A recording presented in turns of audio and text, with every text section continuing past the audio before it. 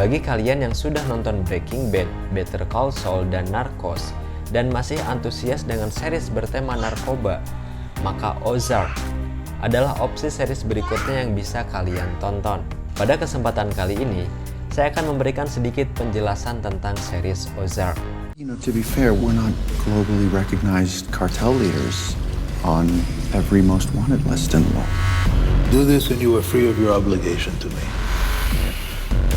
Series ini menceritakan tentang Marty Byrde, seorang penasihat keuangan yang diberi tugas untuk mencuci uang kartel narkoba terbesar kedua di Meksiko. Kemudian, Marty membawa pindah keluarganya dari Chicago ke wilayah Danau Ozark di Missouri. Karena Marty menganggap kalau daerah ini adalah daerah yang aman untuk dilakukan proses pencucian uang. Namun ketika keluarga Byrde tiba di sana, ternyata mereka mendapatkan banyak masalah dari para penjahat lokal di kota ini, yaitu ada keluarga Langmore, keluarga Snell, dan mafia Kansas City. Marty pun mulai memutar otak dan mencari cara untuk bisa mengendalikan para penjahat lokal di kota ini, sehingga proses pencucian uang dapat tetap berjalan sesuai dengan rencana.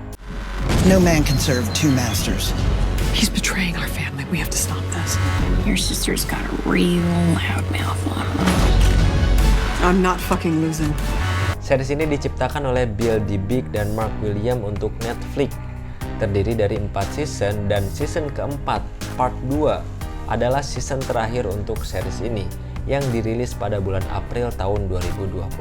Dari sekian banyak aktor yang bermain di dalam series ini, hanya Jason Bateman saja yang saya kenal. Saya pernah lihat dia dari film komedi berjudul Game Night dan Horrible Bosses. Sisanya, hampir saya belum pernah melihat mereka dari film ataupun series yang pernah saya tonton sebelumnya. Melihat penampilan Jason Bateman yang memerankan karakter serius di dalam series ini rasanya agak aneh, karena dia terkenal sebagai aktor komedi. Namun lama-kelamaan kita akan mulai terbiasa dan akan lebih mengenal karakter Marty Byrde yang diperankan oleh Jason Bateman.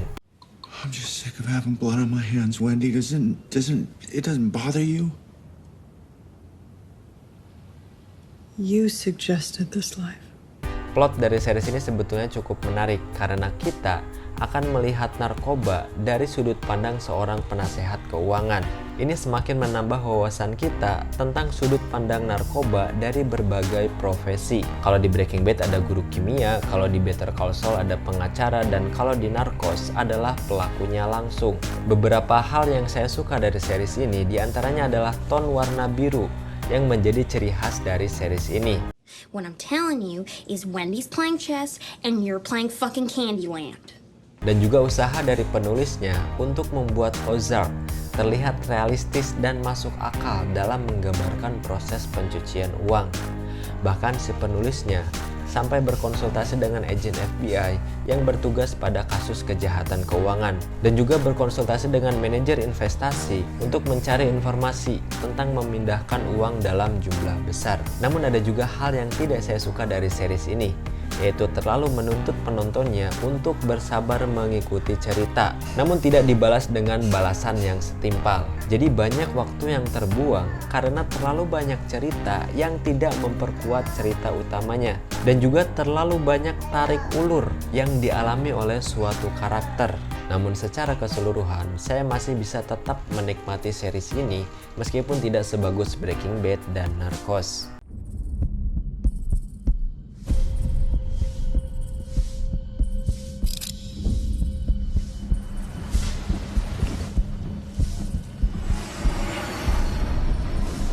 Hal terakhir yang ingin saya bahas dari series ini adalah intronya. Jadi supaya nanti ketika kalian nonton series ini, kalian tidak akan bertanya-tanya seperti saya.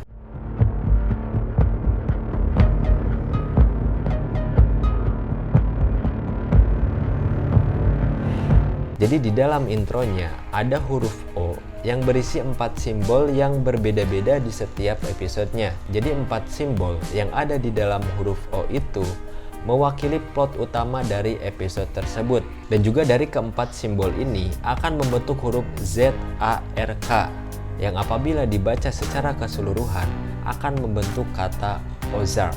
Sekian sedikit penjelasan saya tentang series Ozark, semoga dapat bermanfaat. I'm Non. I'll see you next time.